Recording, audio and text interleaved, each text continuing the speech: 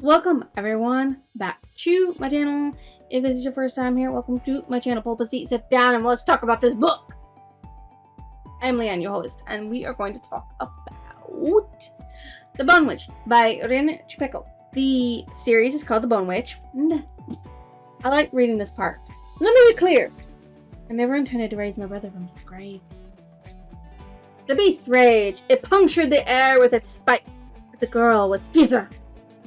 She is different from the other witches in her family.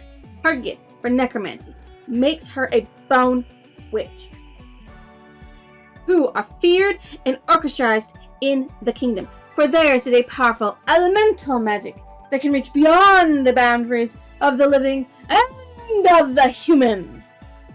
Great power comes at a price, forcing T to leave her homeland to train under the guidance of an older, wiser bone witch. There, T puts all her energy into becoming an Asha, learning to control her elemental magic and those beasts who will submit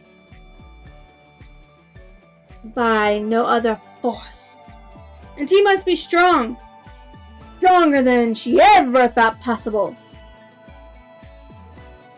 because war is brewing in the 8 kingdoms.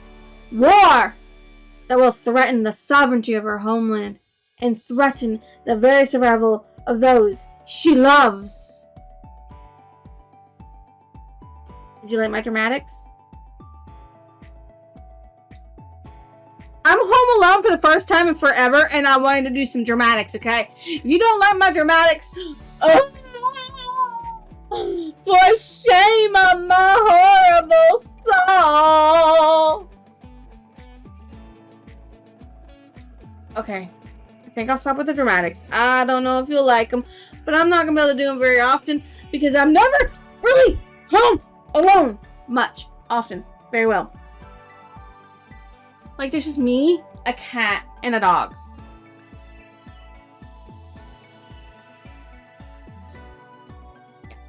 Yeah, that's up. Okay.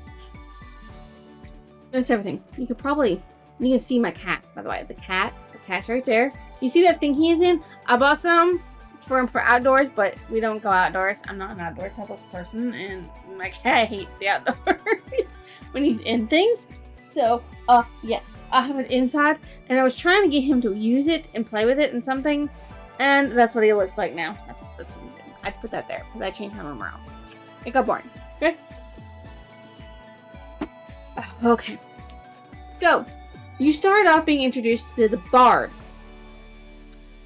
Someone that was kicked out of his country because he hated the way his people did something. I'm not really sure exactly what it was. He found T of the Embers and wanted to listen to her tale, because she was a dark Asha that had been banished from everywhere to the Sea of Skulls. We don't have a lot of details, really, about why she's there or why he's there, but he wants to listen to her tale, and this is him writing the tale, okay? So this is the Bard writing the tale. And before every chapter, you have, I guess I'm going to call it a pre-chapter. So, basically, you have it in cursive, right here. Or not cursive, but in italics. Okay, you have this in italics, right? And then, whatever this talks about happens in the next chapter, or relates to what's happening in the next chapter. So, like, that's there, and then you have chapter 1, and after every chapter, you get either a small snippet before the next chapter or a big snippet, and it usually relates to the chapter that comes with it, or has the information that will help you understand more about what that chapter is going to present, which I think is a little cool. But yeah, so hey, Pallavi, we're going to call her T, finds out that she's a bone witch when she raises her dead brother. Her powers are disliked practically by everyone, even though bone witches are needed to put the Deva, which I guess are demons, that revive through a cycle every couple of years back into the ground.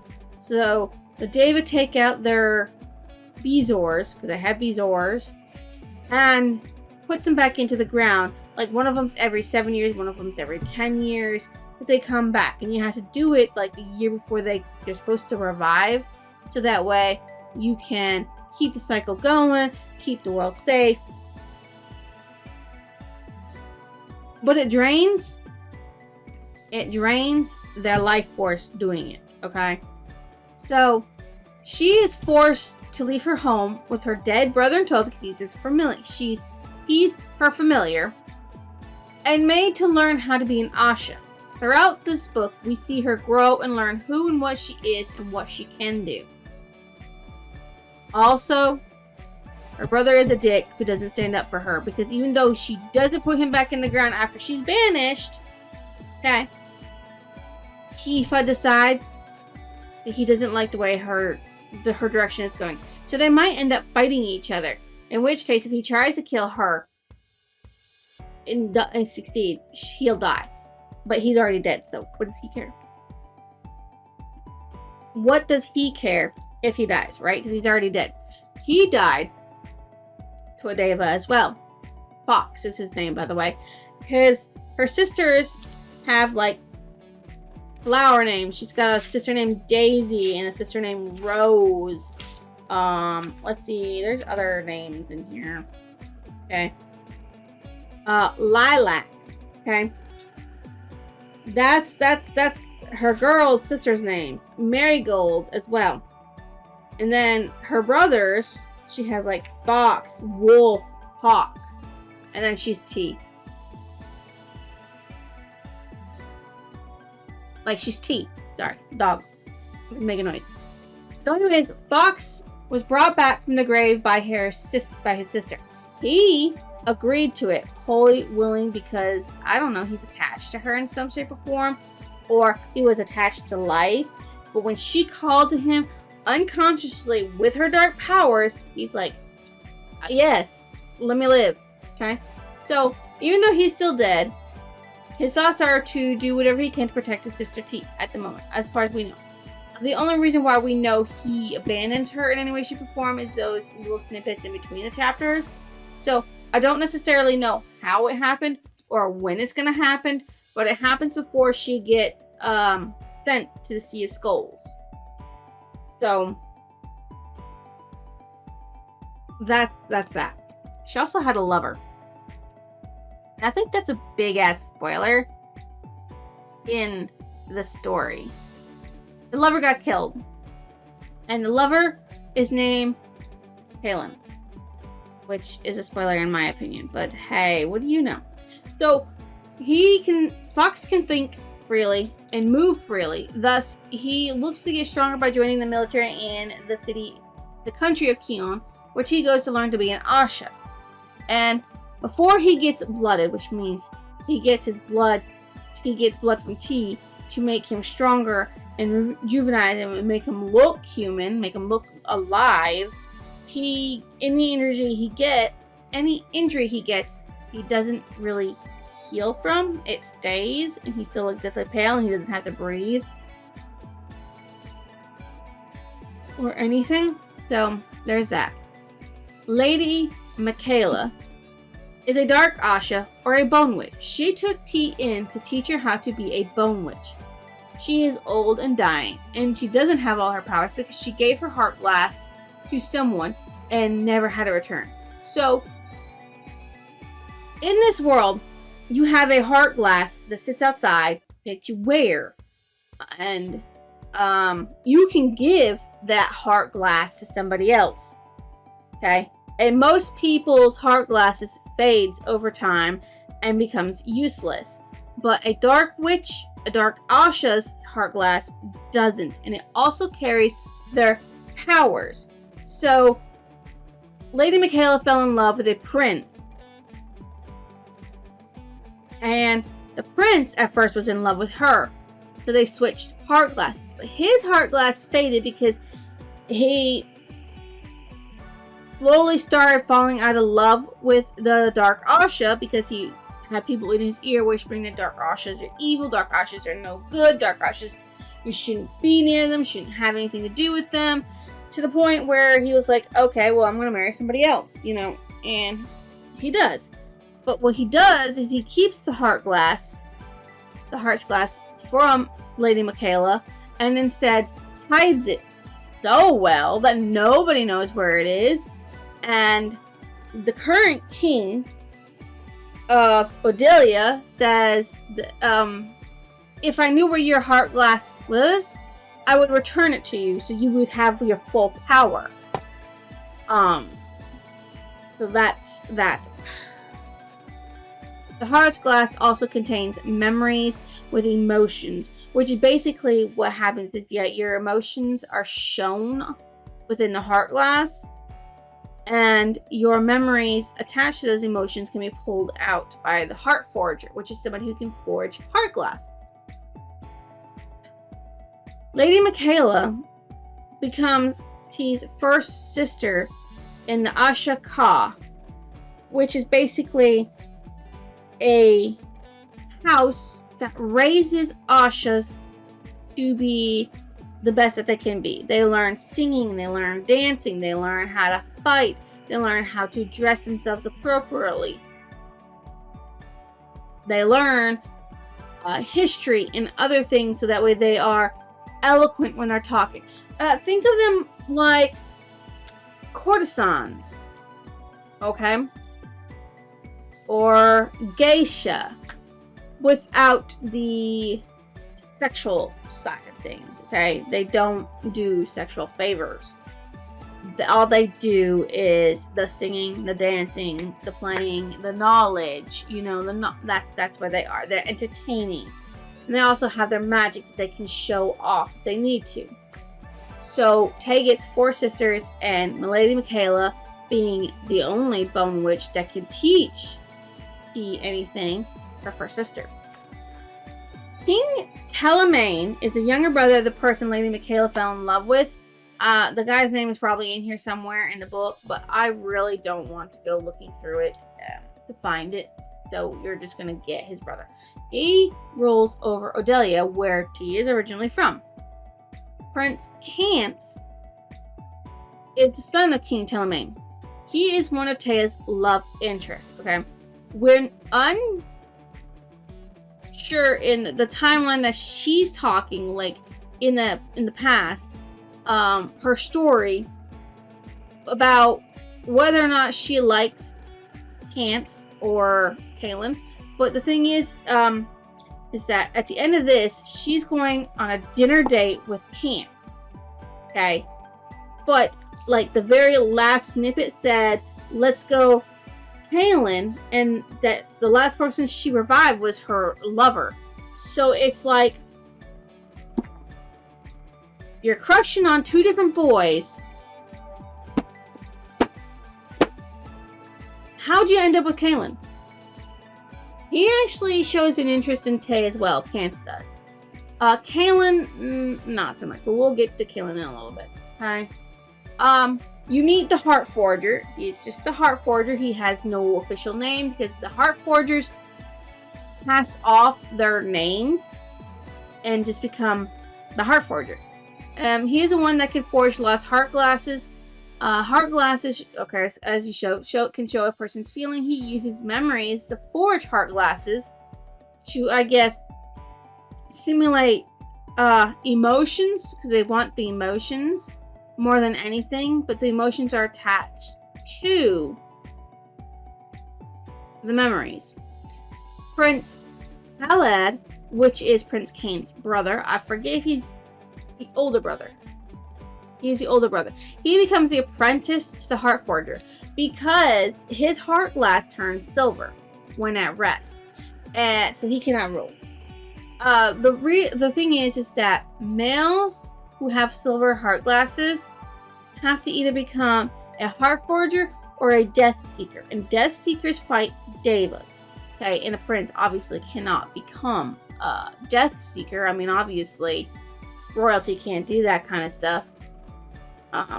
So he decided to become the Heart Forger.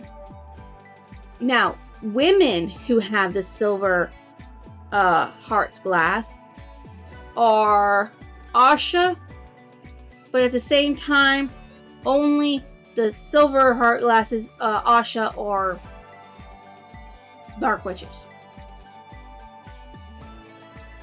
You meet Mistress Carmina, who runs the Valerian, which is the house that trains Asha to become one. She's one of many houses. You got House Imperial, you have House Valerian, you have another house, I don't know it. She used to be an Asha herself. She puts tea into debt in order to make her popular. Now, basically what House Valerian and all the other houses that raise Asha do is that they make them indebted to the person.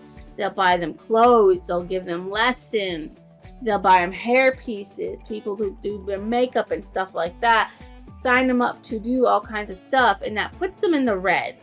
And then they're like, okay, well, you have to work for me until you're out of the red. Okay? And then you still have to work for me, but not as often, because you still need to show your loyalty to our house for supporting you. You meet inside that house 4 other people. So, one of them is Kana. She was a maid. Not really a maid. She was pretending to be a maid in the house, infiltrate it, to destroy the Dark Ashas, because of course she is a faceless. Now, faceless are evil beings who were, I don't know if they were created or they just turned evil to support the false prince who created the Deva. They can control the Deva as well. So there's that. Her real name is Aina. Well, let's go back to Aina first. Aina was trying to influence T to control her using compulsion, and it worked for a while. But then T busted out of that and was able to free herself from the compulsion to the point where she was able to turn it around and use compulsion on Aina. So she can now learn everything Aina knows, and her hope is to control the Deva. And by controlling the Deva, it means that they won't have to put the Devas back down into the ground, which means Dark Asha won't have to sacrifice their lives to that goal. Which she's doing it to save all the Dark Ashas, including Lady Michaela, because she feels indebted to Lady Michaela for everything. And so now Tay is going to do that, I guess. In the italicized chapters, she raises Deva and takes their Bezor, or their heart's glass, I guess, and absorbs it into her own. Fari serves at Valerian to help her family. She actually hates Asha and does not approve of magic, but the money's good, so, you're gonna do what you can do for your family. Ola is the accountant of the Valerian, who helps book people and keeps count of the ledger of who owes what and how much. Then there's the last one you meet is Lady Shadi. She is a Asha that debated for Tay. She was there not before she debated. She was there when Tay came along, and she had not been debuted as an Asha, official Asha at that time. But in the middle of the book, she does. She was very good at singing and dancing. She cannot fight well. So she is more of the entertaining type, and she enjoys it. You meet an Asha named Zoya, who wanted to dishonor the Valerian house. And it was at first thought of to be because Lady Shadi took a role from her that she wanted in a very important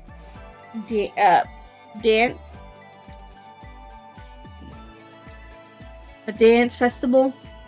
And so that's what you thought. But what it really was that Shadi and Zoya were found by Lady Michaela and brought to Valerian.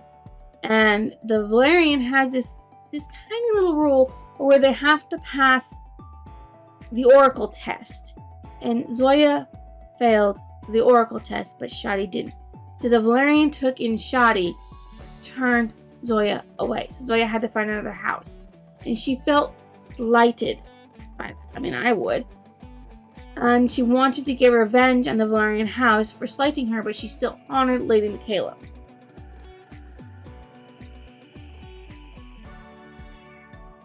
After meeting Zoya, you meet Prince Maeve, who is the Princess of Kium. Now, she is settled up to Prince Cance and wants to probably marry Prince Cance. I'm not sure. She's not in it for long. And you also meet his bodyguard, Prince Cance's bodyguard, which is Lord Kalen of Bolsra, a Death Seeker. Also, I think he's cousin to Cance or something like that. Anyways, Deva took his family and he hates them and he blames Dark Ashes for it. And so at first you think, well, actually, you know that Kalen is against T. He hates T because she's a Dark Asha, and he doesn't want her to have anything to do with Cance because he feels like that she's going to get him into trouble and he won't be able to protect her. But she gains his respect by taming and defeating a Deva called an Aussie, which is a 3-headed freaking dragon type demon. So I don't know what happens from there to making them lovers. You meet Master Rahim. He is very good at making something called Dua. Dua is like a outfit with a wrap around your waist that is very glitzy and glamorous. Think the geisha clothing, the kimonos they wore, or the courtesan-styled clothes that they wore that made them stand out. That's what he makes. I don't know, but he's very flamboyantly good at it. I don't know if that makes him gay or not. It doesn't really say it, but I'm going to believe he's a proud person. Okay. He has 2 servants. They have names. I didn't put them in here. You have Mistress Kesh. She makes all kinds of jewelry for the Asha. Stylized jewelry, pins in the hair, all kinds of stuff like that. She has an assistant. Now, this assistant is what's important, okay? His name is Likh, L-I-K-H. I don't really know. He becomes friends with T. He confesses to her that he has a silver heart class. That means that if people find out, he will most likely be forced to become a Death Seeker. Even though he cannot fight and he wasn't made for fighting. But he wants to be an Asha. Like T and Zoya and Shadi. He wants to be an Asha. But he's a boy, and boys don't normally become Asha. So he actually dances in Hoa at the dance festival before the main show, because you can do that. And he impresses people, and he pleads to the council, I want to be an Asha. I me to be an Asha. And they're like, boys can't be Ashas, but on your Heart's Runes Day, which I guess is something, I don't really know what a Heart's Rune Day is. They don't really say it in this book. I'm hoping in the next one they will, because it's called the Heart Forgers, so I'm hoping it explains more about that. They would revisit whether or not he could become an Asha. So fingers crossed he becomes an Asha and does not become a Death Seeker, because he will die. You meet, I think this is the most important teacher, because you meet a lot of teachers. She talks about a lot of teachers that teach her singing and dancing and history and art and calligraphy. But Lady Hami is the fighting trainer. Okay, Because Tay is so good, she goes up the rings, and Lady Hami is seen more often teaching Tay. She also teaches Tay how to fight against runes that she can't draw. The Oracle is someone that every Asha sees that either passes them or fails them. She also gives them cryptic messages. She told Tay, come back to me when you do something. I don't remember what the first one was. But the second one was, come back to me when you have a living familiar that has known life but is dead, and a familiar that has never known death or life. So Fox is her familiar that knew life, and the Deva Ozzy becomes her familiar that's never known life. Never been alive. There are 2 Death Seekers besides Kaelin that we get to know, and that's Ostri of Mirith and Lord Alsynth. Ostris becomes the head of the Death Seekers when their leader dies fighting the Ozzy. A-Z-I, by the way. Lady Polaire is an Asha that becomes Tay's second sister. Oh yeah, Zoya becomes her 4th sister, by the way. So, Lady Polaire is actually kind of lazy, except that she knows everything about everyone she entertains. She does her research on them, and she panders to their entertainment, to what they like.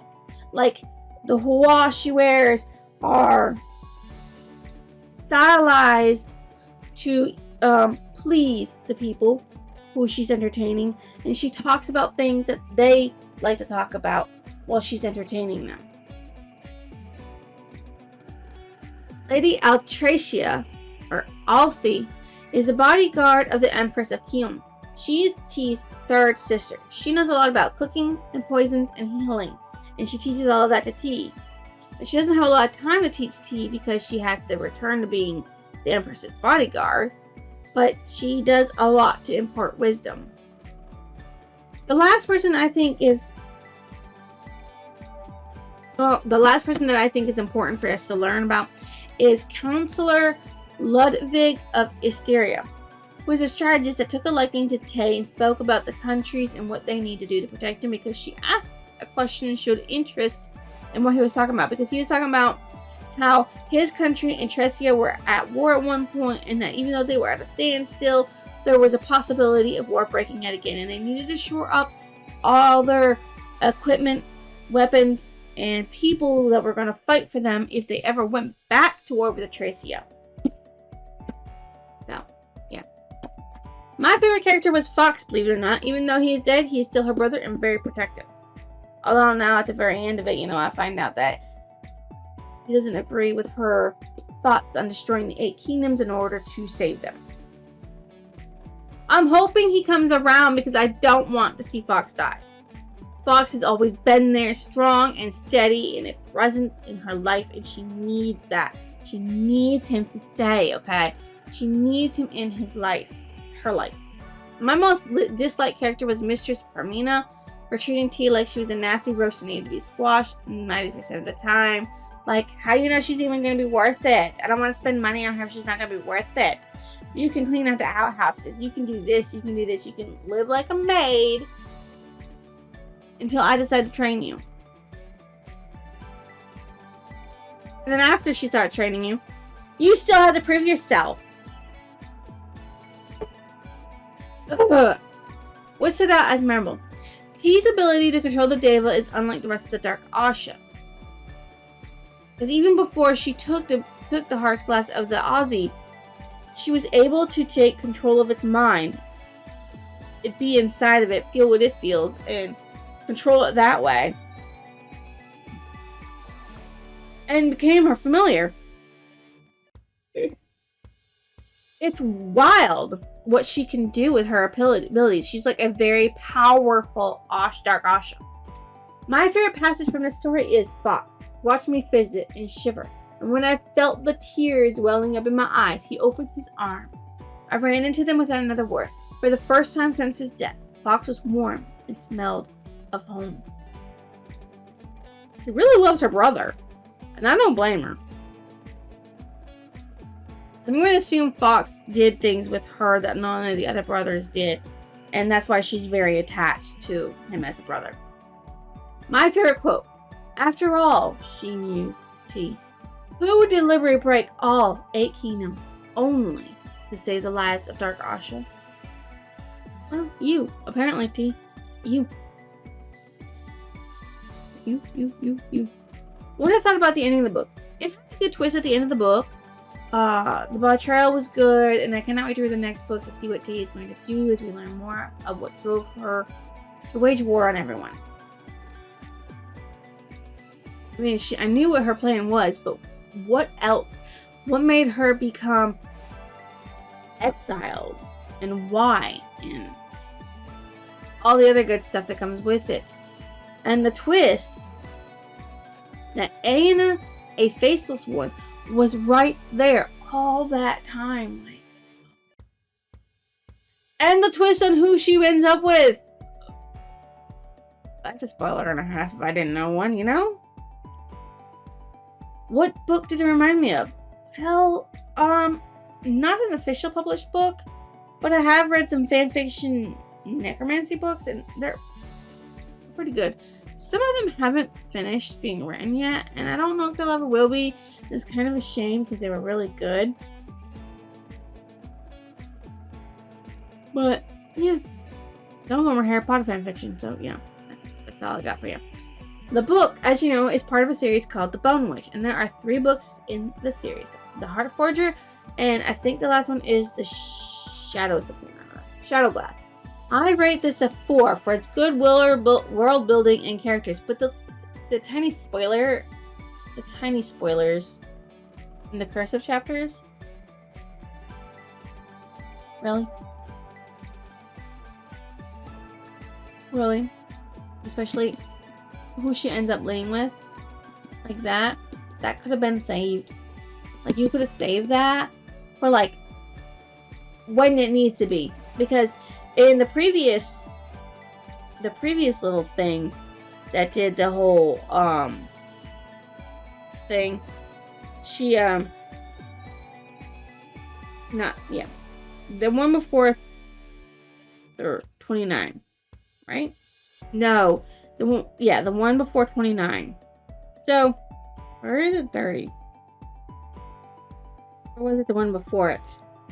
Oh yeah, the one after 30. Before 31, she brings back one last person, and here, he was tall and garbed in military black. It was obvious from the deep wounds on his chest that he had died fighting. And then she's like, the story is far from over, and we still have many kingdoms to take, don't we, my love? Like, she didn't have to sit there and say at the very end, let's go, Kaylin. She could have said, let's go, my love, and be like, make us hang on a tether about who the fuck she was with. And anyways, if you think it deserves a like, come to me a lovely subscription, drop it down below. I will see you next illusion.